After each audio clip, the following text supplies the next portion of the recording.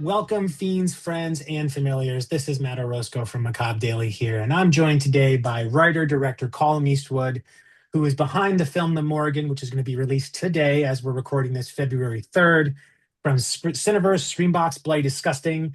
And Colum, you can correct me if I'm wrong here, but you were born in Belfast, and like so many of us, you pivoted away from a career that is entirely away from entertainment to come make films. So did I get that last bit of trivia right?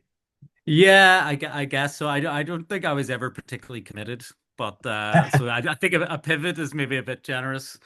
But yeah, my parents wanted me to go and do a law degree or whatever before, so I just got the degree and then I was like, right, okay, that's me done with that.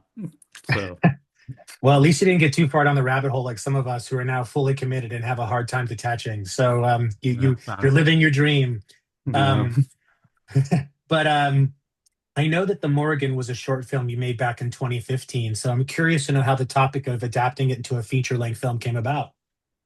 Um, well, it was one of those things that I wanted to do a horror film, and I kind of went off with a lot of my friends. We just found a location. It was actually somewhere that my parents had gone on holiday to. It was like these cottages. Well, I thought that'd be perfect for a horror film. So I was like, we need to try and write something for there. And then I also was doing a bit of research in Irish mythology for another thing, and the two things kind of came together. And we just went off. Like, one of my best friends was doing all the cooking and everything, and my brother was driving people and stuff. And it was a very like, tiny little fun crew. And then it did quite well. And just a few different people approached me like, why are you not doing a feature version of that? It's a really good proof of concept. And then I kind of started to believe them. And then, 10 years later, it finally actually got made, the feature version. It went through a whole load of different iterations, different budgets and stuff like that, which, I think is pretty standard. I think if you're not really in the film business or you're just a big fan, you maybe don't understand all the sort of iterations of a project might go through and all the heartbreak kind of behind it, but yeah, we got there eventually. Yeah, it is. It's often a very long and tenuous journey and filled with a lot of potholes where you get funding and then someone pulls out and then they come back, someone else comes back in, and then there's contingencies. So I have a lot of empathy for the independent filmmakers because you're usually wearing more than one hat, and it's Mm. usually not the hat that we want to be wearing when we're creating. Um, but did you face any challenges trying to bring it from short form to feature? Because so many times I think the trend is changing, but there used to be the sentiment that I need to make a feature first. And oftentimes I think the short can be a really good way to find that right idea. But obviously you're taking something that exists in a much longer, shorter time period and stretching it out. So did you face anything that, was difficult as far as trying to make that story a little longer and more deep? Well, to be honest, I think I just wanted to lean in more into the mythology and that kind and also the relevance of it to you know the relevance of the Morrigan to contemporary issues. And the time that I was writing it was kind of the Me Too movement was very Okay. much at the forefront. And the Morrigans from a different time, a pagan time before, and which is kind of true. Christian, obviously I don't believe there were monks killing all the sort of the pagan deities through Ireland, but there's a thematic killing of and the oral tradition of those stories was kind of rewritten and taken over to be more friendly to the new church.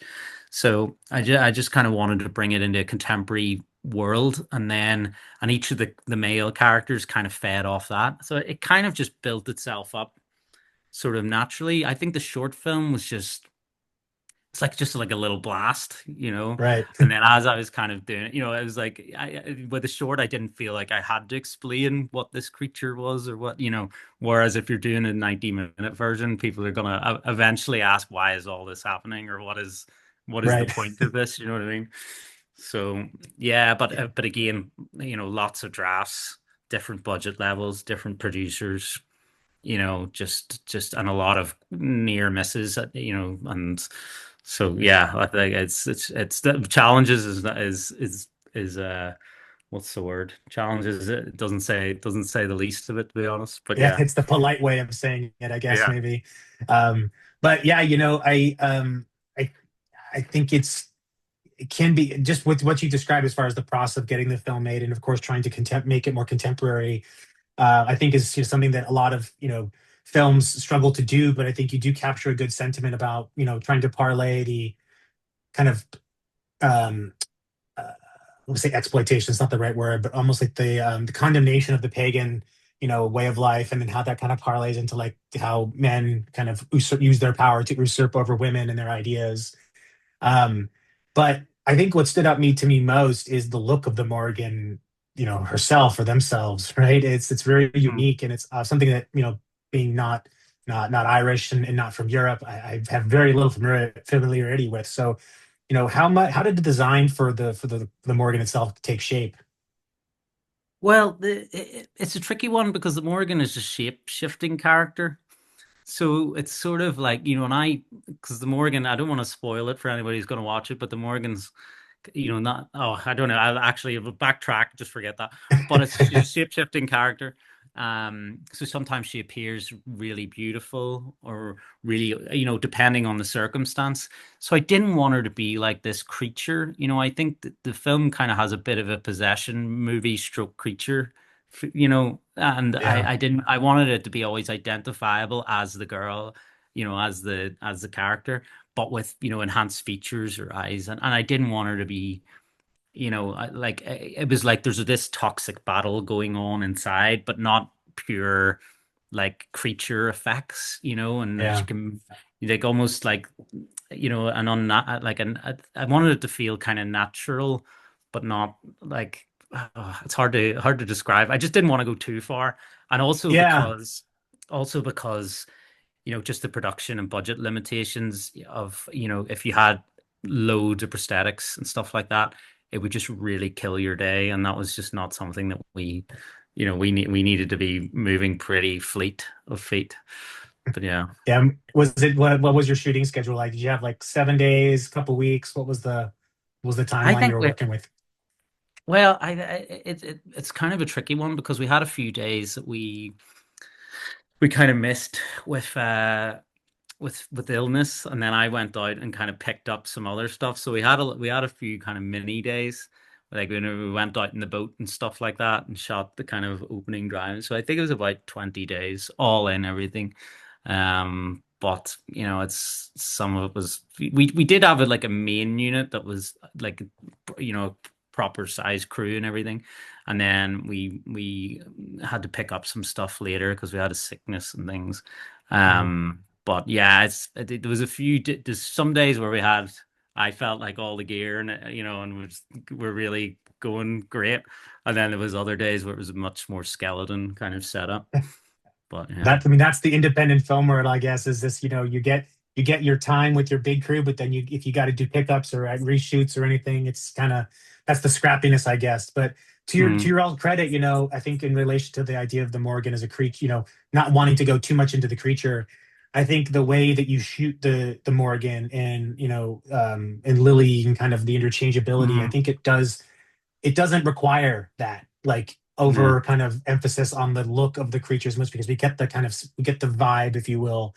um and we've seen, the Morgan's one of the newer ones, I'd say, at least for me, as far as Irish kind of Celtic folklore on film, but we've also Mm, seen films about things like the red caps and kind of mm, fairies in the past. mm. Is there any other Irish folklore that you were doing, like when you were looking into this mythology, that you think would make a really good horror film?